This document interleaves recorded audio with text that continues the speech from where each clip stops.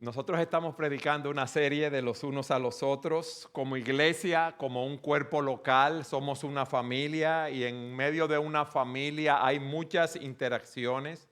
Estamos llamados a amarnos unos a los otros, a exhortarnos, a amonestarnos, a orar, a sobrellevar las cargas los unos de los otros, a someternos, a animarnos. Estamos llamados a cuidarnos y edificarnos unos a otros.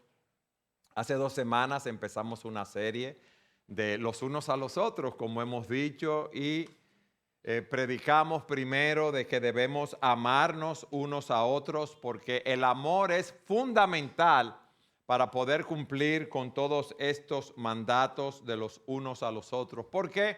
Porque los mismos nos muestran lo que es el amor en acción. Tenemos el ejemplo de Cristo, quien nos amó, nos sirvió, dio su vida por nosotros y debemos imitarlo también. La semana pasada vimos cómo también Dios diseñó la iglesia como una comunidad de gracia, donde en adición a amarnos los unos a los otros, debemos servirnos.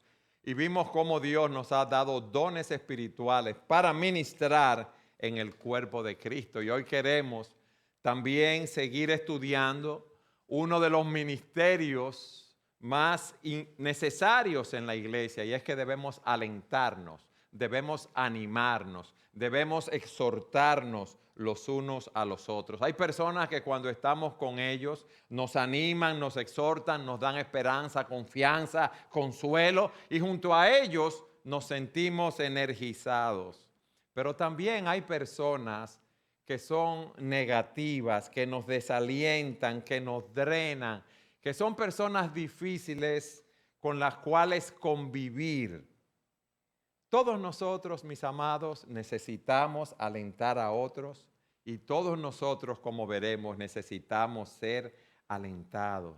Dios ha puesto junto a nosotros en la iglesia personas que nos ayudan a correr la carrera cristiana, personas que nos alientan, que nos animan. Y yo quiero que tú analices qué tipo de persona tú eres.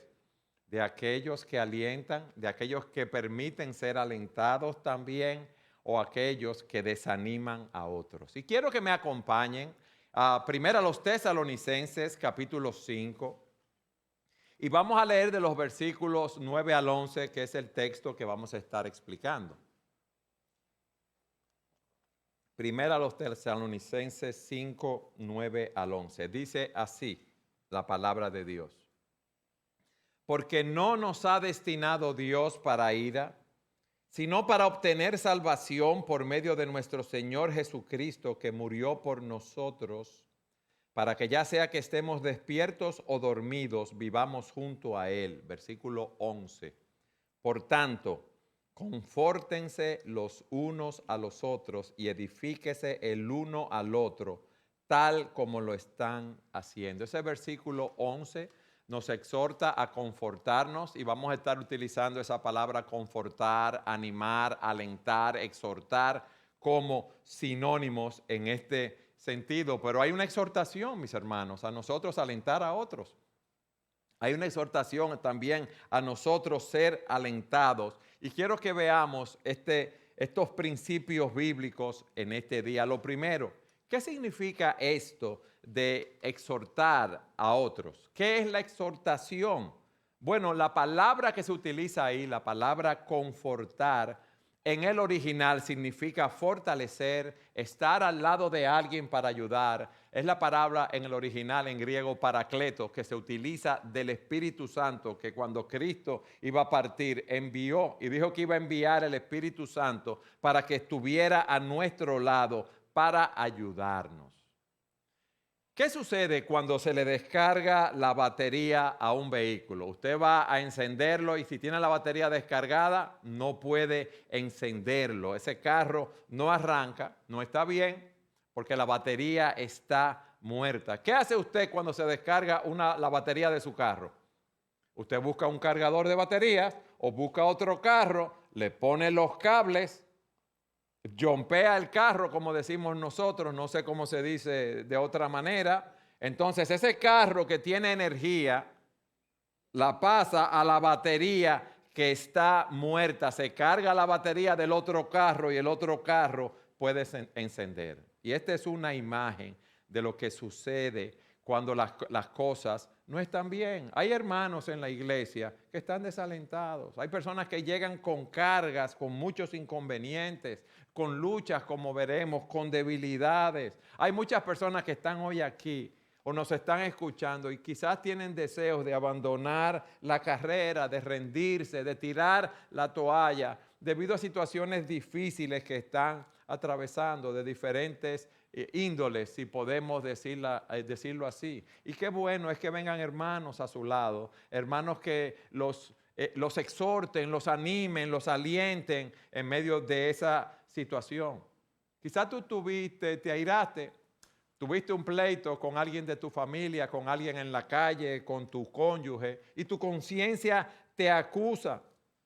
Y estás cargado o estás viviendo una situación que no puedes controlar, o quizás has perdido la esperanza en tu matrimonio porque tienes diferencias muy serias con tu cónyuge, o porque estás desalentado, desalentada porque tienes problemas en tu trabajo, un jefe gruñón, un jefe difícil con el cual manejar, un jefe difícil de complacer, o quizás estás enfrentando un futuro incierto. Luego de este tiempo de pandemia, has perdido tu empleo o hay una serie de dificultades. ¿Qué pasa cuando tú estás así? Tú necesitas ser alentado, tú necesitas ser alentada, tú necesitas que venga alguien y te ayude a cargar esas baterías espirituales en un momento como este. Y ese es un ministerio que todos debemos ejercer, llevar a cabo en el cuerpo de Cristo. Es verdad que hay hermanos que tienen ese don de una manera acentuada, pero todos nosotros estamos llamados a alentar, a exhortar a aquellos que están a nuestro lado. ¿Por qué? Porque nosotros somos un cuerpo, como decíamos, nosotros somos una familia. Nosotros no podemos vivir aislados de ese cuerpo porque nos necesitamos los unos a los otros. Entonces, ¿qué significa eso de exhortar? Estar al lado de otro para ayudarlo. Ahora, la pregunta es la siguiente, óigame bien. ¿Y cuál es el contenido de la exhortación? ¿Qué le debo decir a esa persona que está en aflicción? Bueno, debemos confortarlo, exhortarlo con los principios de la palabra de Dios. Vayan conmigo ahí mismo a los Tesalonicenses. En el capítulo 4, versículo 13 al 18, para que sea la palabra de Dios la que nos explique esto. En Tesalónica había un grupo de hermanos que estaban tristes, que estaban inquietos porque habían perdido a seres queridos. Y ellos conocían la doctrina de la segunda venida de Cristo. Y entonces se preguntaban, ¿y qué sucede con esos cristianos que mueren o que murieron antes que Él venga? Van a perderse el regreso del Señor. No los vamos a ver más. Y miren lo que Pablo les dice a ellos.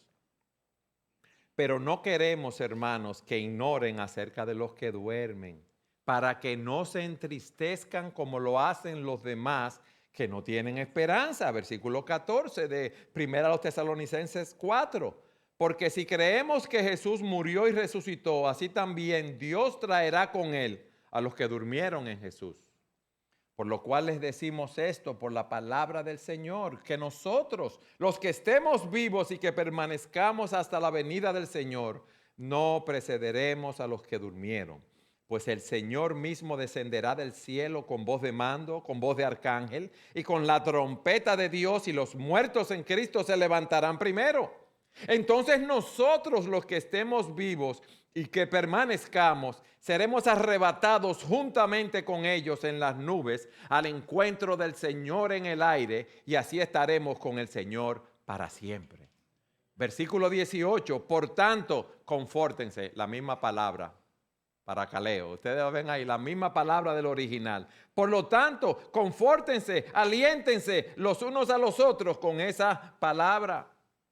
Pablo los anima, los consuela y les dice, miren, en primer lugar, los muertos van a ser resucitados y van a participar con nosotros de la segunda venida del Cristo. Cuando el Señor venga, los vivos se van a reunir con sus familiares, sus seres queridos creyentes, y todos van a estar con el Señor por la eternidad. Qué buena manera de exhortar a las personas. Aquí en el capítulo 5 que estamos viendo, los tesalonicenses sabían que vendría el día del Señor, que es un día de juicio, es un día de ira que vendrá sobre la tierra, y sabían que ese día vendría sin ningún aviso. Miren bien. Vayan al capítulo 5 y miren lo que dice el versículo 2. Pues ustedes mismos saben perfectamente que el día del Señor vendrá como un ladrón en la noche. Pero no sabían qué les iba a pasar antes de que llegara ese día, qué iba a ser de sus vidas.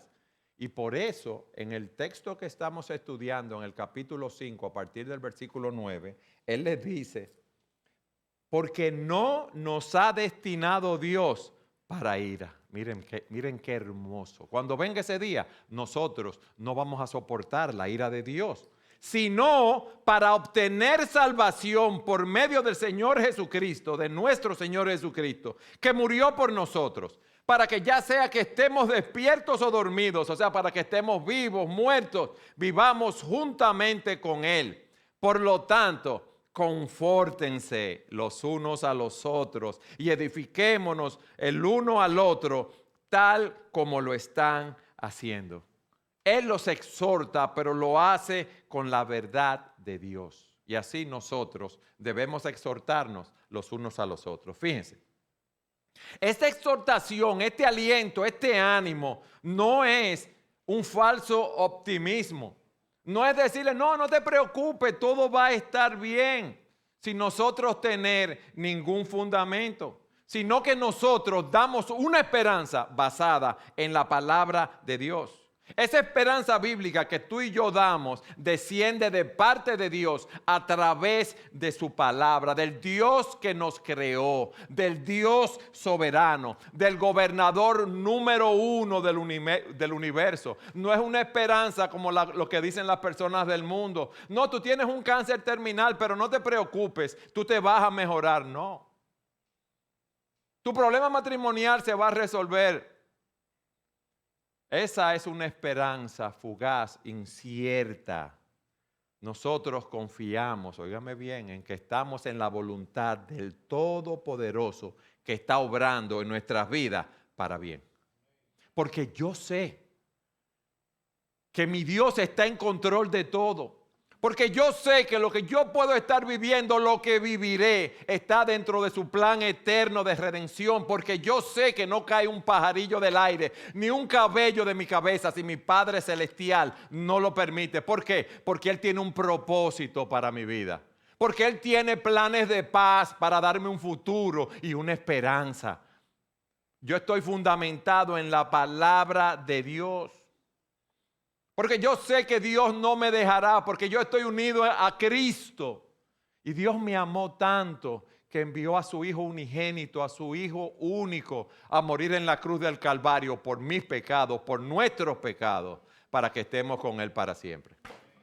Ustedes ven, es una esperanza cierta. Eso no es teoría. Entonces, con la palabra de Dios es que nosotros debemos exhortar a los hermanos. Pero debemos exhortarlos no solamente a que conozcan la palabra, sino a que obedezcan esa palabra, que obedezcan la voz de Dios. Nosotros no podemos ser simples oidores de la palabra, sino hacedores de la misma.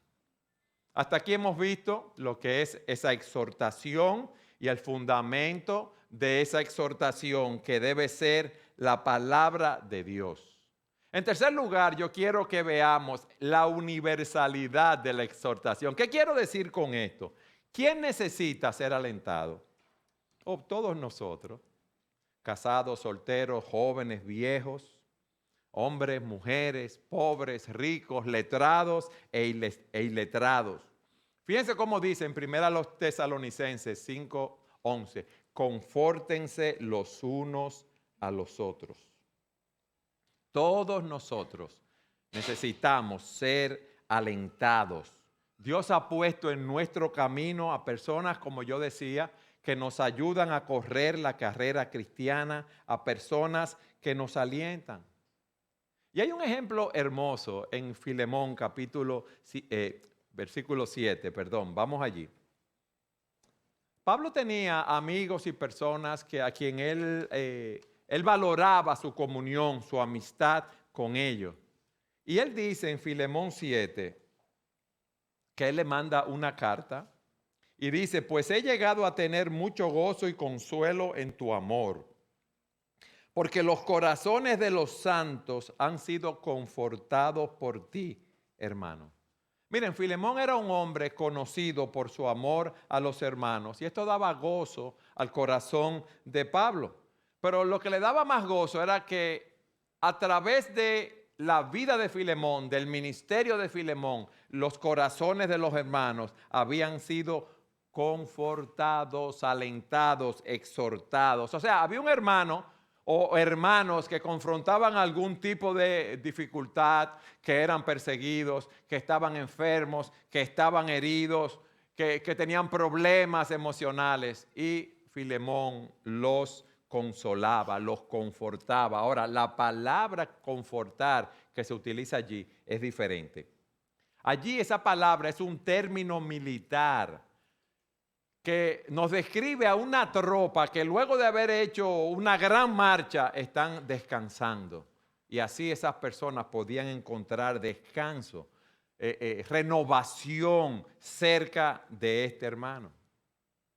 Fíjense, ¿cuál es nuestro problema? Vamos a analizarlo. O que nosotros estamos pensando en nosotros, como dicen los americanos, me, myself and I, yo, y yo. ¿No es así? Entonces nosotros no estamos, nos enfocamos en nuestras necesidades porque nosotros no creemos que somos el centro de la bolita del mundo y que el mundo gira alrededor de nosotros y no es así. Entonces se nos olvida que nosotros debemos alentar a otros, que debemos imitar a Dios, que es un Dios de consuelo, que cuando alentamos a otros estamos ministrando su gracia a los demás. Entonces, yo no sé cuántos de ustedes piensan cuando se reúnen con un hermano o cuando vienen a la iglesia. Uno piensa, bueno, voy a estar en la iglesia, voy a alabar, voy a adorar, voy a tener comunión con los hermanos, los voy a saludar. Pero ¿quién está pensando en venir a alentar a otros hermanos que están en necesidad? Uno no viene pensando en eso. Pero deberíamos hacerlo, hermano, porque todos nosotros venimos aquí con diferentes tipos de cargas. Todos nosotros necesitamos aliento. Ese hermano joven, ese hermano mayor que se abruma con cosas que para ti son relativamente sencillas. Personas que están aquí con mucha ansiedad, con tristeza, con soledad, con depresión. Ellos necesitan ser animados. Ellos necesitan pensar bíblicamente, como hemos visto, pensar con los principios de la palabra de Dios. Aquí hay personas con conflictos con otros en sus hogares que tienen que perdonar, otros que tienen que hacer actos de bondad, de misericordia, orar por otros. Aquí hay muchas personas, todos nosotros necesitamos ser animados de una manera u otra. Miren, vayan conmigo a 1 Tesalonicenses, ahí mismo, en el capítulo 5, versículo 14. Y nos habla de un tipo de persona que debe ser exhortada. Dice, les exhortamos, hermanos, que amonesten a los indisciplinados. Pero miren lo que dice en segundo lugar, que animen a los desalentados, que animen a los de poco ánimo, que animen a aquellos que viven con temores y dudas, a aquellos que se asustan con facilidad, a aquellos que se desaniman. Esas personas deben ser animadas, deben ser motivadas a hacer lo correcto conforme a lo que Dios dice en su palabra. Debemos alentarlos para que tengan valor, para que tengan denuedo. ¿Quiénes se acuerdan de los muñequitos de Popeye? Y me van a decir su edad con eso. Ajá. Popeye era un marino que tenía unos brazos muy fuertes, unos antebrazos. Y cuando él iba a combatir el mal, él se comía ¿qué? Las espinacas. Y entonces cuando se comía sus espinacas, tomaba una fuerza. Aquí hay muchas personas que necesitan espinacas espirituales.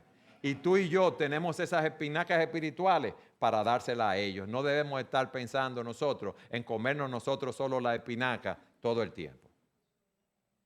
Ahora, ese aliento, ese ánimo, esa exhortación debe ser algo habitual.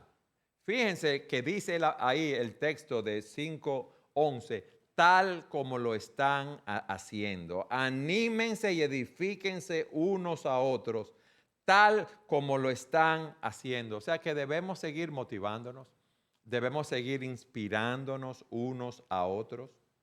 Y si tú no estás animando a alguien, yo te exhorto para que tú empieces a hacerlo.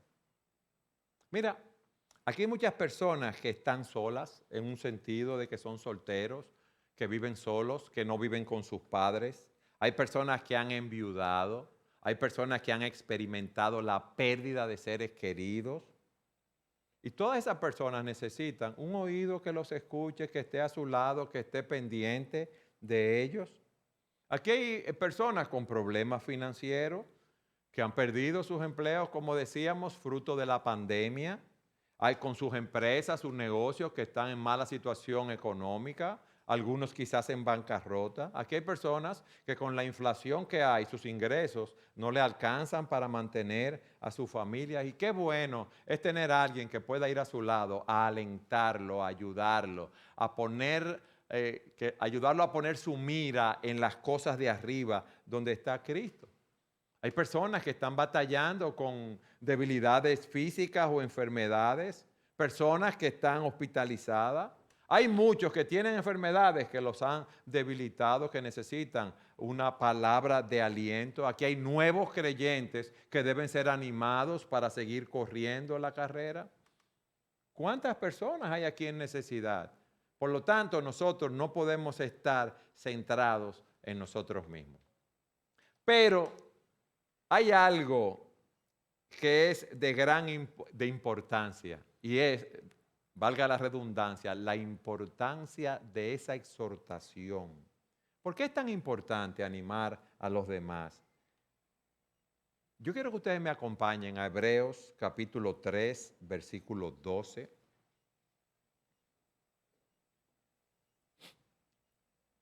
Esa epístola escrita a los hebreos. Habían algunos creyentes que habían confiado en Cristo para salvación y estaban siendo tentados a volver a realizar ese conjunto de obras levíticas.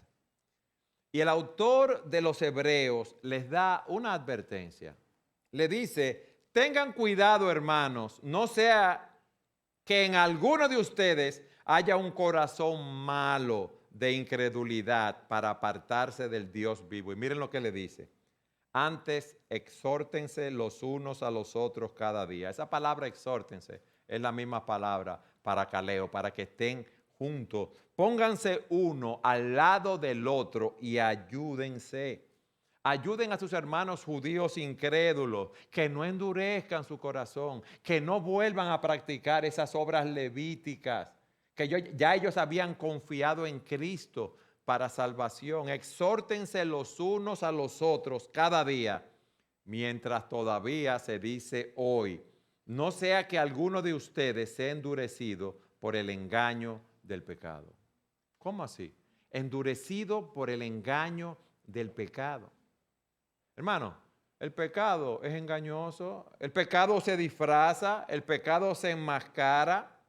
El pecado te dice que tú puedes hacer la cosa como tú quieres a tu manera y que no va a haber ningún problema, por el contrario, que vas a disfrutar más de las cosas que están haciendo.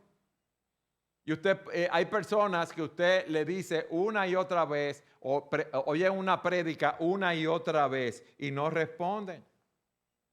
Hay personas que están engañadas. ¿Y qué pasa? ¿Qué debemos hacer con esas personas? Hay personas que son tercas, que quieren seguir por su propio camino. ¿Y nosotros qué debemos hacer? Exhortarlo. Exhortarlo. Miren, muchas veces nosotros mismos nos endurecemos espiritualmente y no estamos ni siquiera conscientes de lo que estamos haciendo. Yo no sé si usted ha visto que muchas veces uno anda con una camisa manchada o con una camisa rota y uno no lo ve. Y tiene que venir alguien de afuera y decirte, mira, tú tienes la camisa sucia, manchada, pero tú tienes la camisa rota. ¿Y esto por qué? Porque así como físicamente tenemos puntos ciegos, espiritualmente también tenemos esos puntos ciegos. Y no vemos que estamos siguiendo un curso de acción que nos va a hacer daño en el futuro inmediato y necesitamos personas que vengan a nuestro lado y nos digan, manito, hermanita, por ahí no es. Pues el camino que tú estás siguiendo es contrario a la palabra de Dios. Y debemos exhortarnos los unos a los otros. Hay padres que tienen una laxitud en la educación de sus hijos y ellos quizás no lo están viendo. No los instruyen en la palabra de Dios. Los niños se juntan con todo tipo de muchachos, están aprendiendo muchísimas cosas extrañas, no están recibiendo los principios de la palabra de Dios. Van a tener consecuencias funestas y quizás esos padres no lo están viendo. O hay hermanos o hermanas que tienen cierto estilo de vida muy mundano, que andan demasiado cerca del mundo y eso los va a llevar a caer en un momento dado. Hay hermanos que están apartados de la vida de la iglesia, que no vienen con regularidad a la iglesia, que no participan de los grupos pequeños de la iglesia. Hermano, ¿y cómo están siendo edificados? ¿Cómo están teniendo comunión con otros? ¿Cómo están siendo exhortados? ¿A quiénes ellos están exhortados? Dice la Escritura, Dios no puede ser burlado. Lo que el hombre siembre, eso segará. El que siembra para la carne, cosechará corrupción. Pero el que siembra para el Espíritu, cosechará vida eterna. Y esa exhortación evita que nos endurezcamos por el engaño del pecado. Un ejemplo más. Tú tienes diferencias con alguna persona, tienes un problema que tú no has resuelto en el trabajo, en tu casa, en la iglesia. Tú has pecado y tú sabes que tú debes pedir perdón, que debes confesar tu pecado, pero tu orgullo no te deja. Y empiezas a pensar en muchos argumentos para no hacerlo. ¿Qué pasa? Tu corazón se endurece y no quieres pedir perdón. Pero viene un hermano y te anima a que pidas perdón, te muestra lo que enseñan las Escrituras y tú lo escuchas.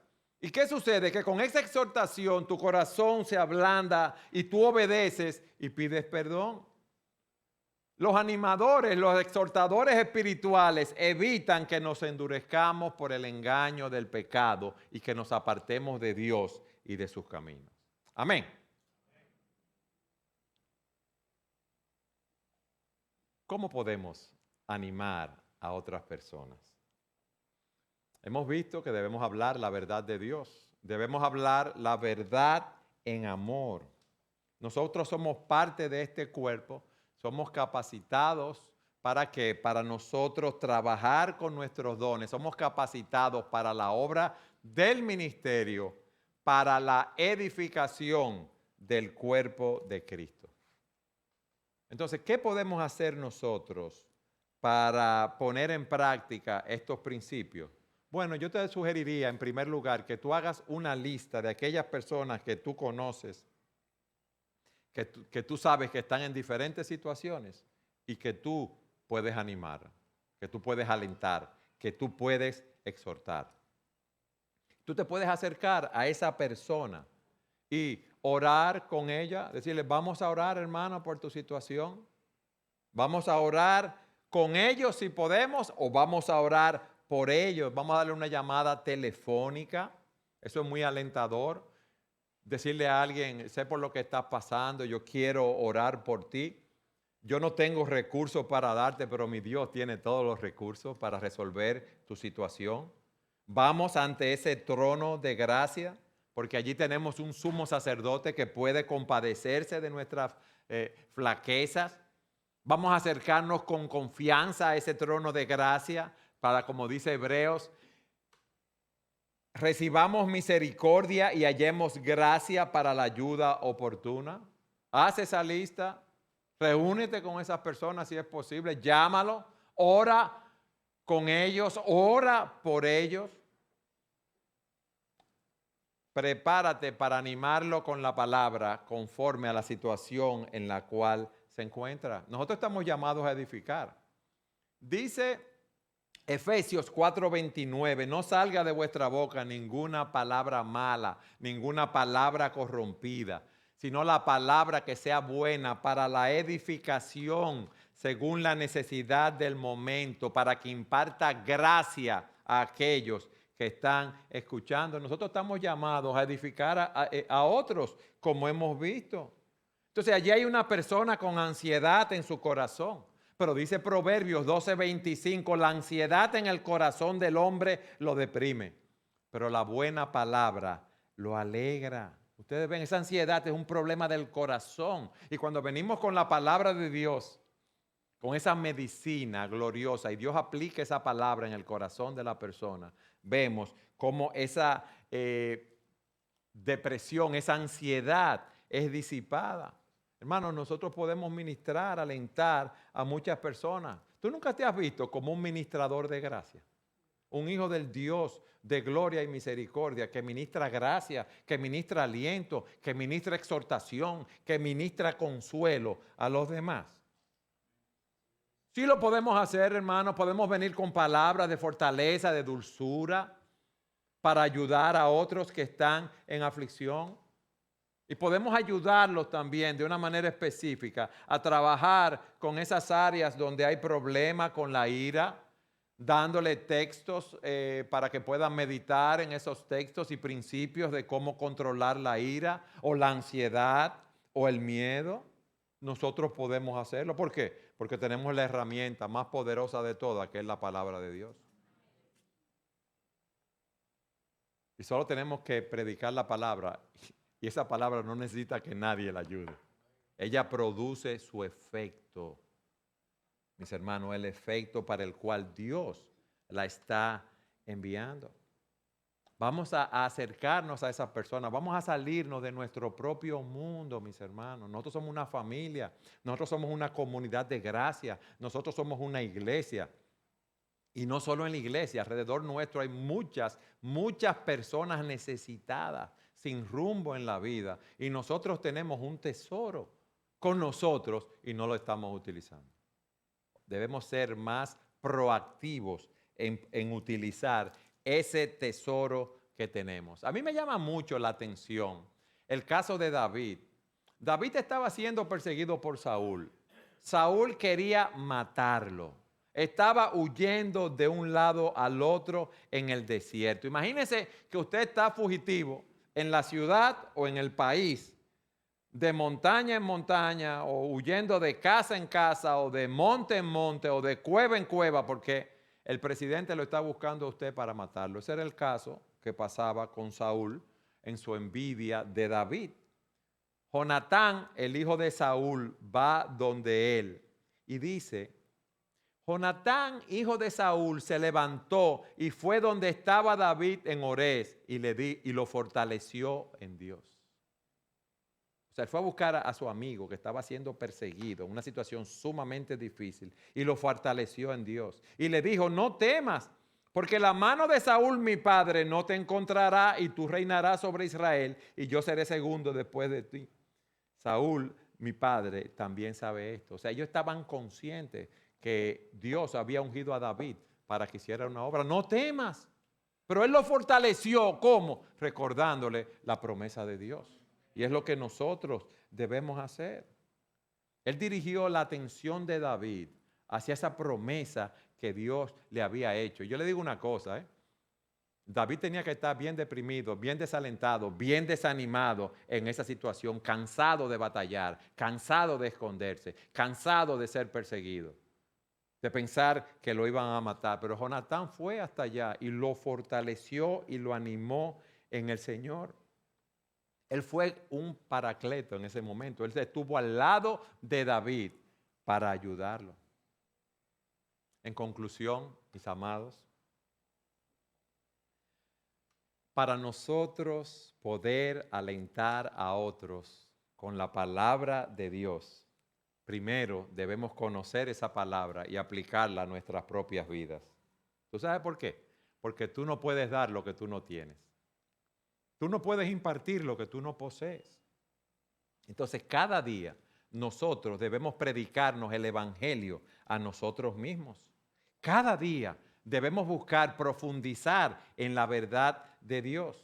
Y cuando nosotros experimentamos ese aliento, esa esperanza, esa exhortación, esa confianza, ese consuelo de parte de Dios, entonces podemos animar y edificar a otros hermanos y hermanas con esa gloriosa verdad.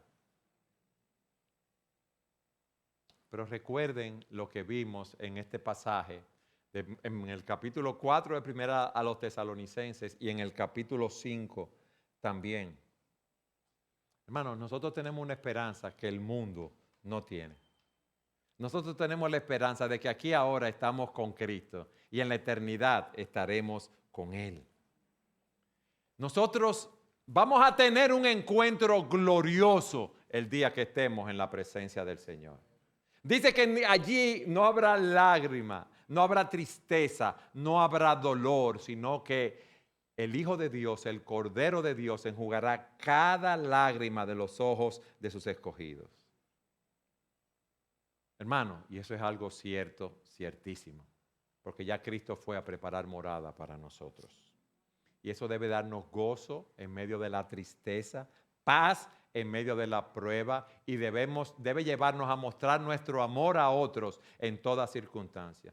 Nada ni nadie podrá privarnos de esa esperanza, incluso la muerte, que es nuestro gran enemigo. Por eso Pablo dice, porque estoy convencido de que ni la muerte, ni la vida, ni ángeles, ni principados, ni lo presente, ni lo porvenir, ni los poderes, ni lo alto, ni lo profundo, ni ninguna otra cosa creada nos podrá separar del amor de Dios, que es en Cristo Jesús, nuestro Señor. Nada ni nadie nos va a separar del amor de Cristo. Nosotros estamos asegurados aquí y ahora por la obra que Cristo realizó en la cruz del Calvario. Pablo dice, el que no negó a su propio Hijo, sino que lo entregó por todos nosotros, ¿cómo no nos dará con Él todas las cosas? Hermanos, el futuro es nuestro. La eternidad es nuestra. Cristo la compró, la pagó con su sangre por nosotros, hermanos. Y eso debe servirnos de aliento en medio de los conflictos y de las dificultades en el camino. Tú debes ministrártelo a tu vida y tú debes ministrarlo a otro. Pon tu problema a la luz de la obra que Cristo hizo por ti, del amor que tuvo por ti y lo que te espera a la eternidad. Eso no es escapismo, mis hermanos, eso es una realidad. Una realidad que debemos tener continuamente presente delante de nosotros. Y a la luz de estas verdades que hemos estudiado hoy acerca de la exhortación, del aliento, del ánimo, yo quiero preguntarte, o pregúntate tú, ¿quién está a mi alrededor que esté desalentado? ¿Quién está desanimado? ¿Quién está débil? ¿A quién puedo confortar? ¿Al lado de quién puedo estar? ¿A quién puedo ir a alentar? ¿Cómo puedo ser más motivador, más exhortador, más alentador? Vamos a hacer de esto un motivo de oración. Vamos a pedirle a Dios que nos ayude a ver a los demás con los ojos del Señor y tener el corazón misericordioso que el Señor tuvo. ¿Quién te anima?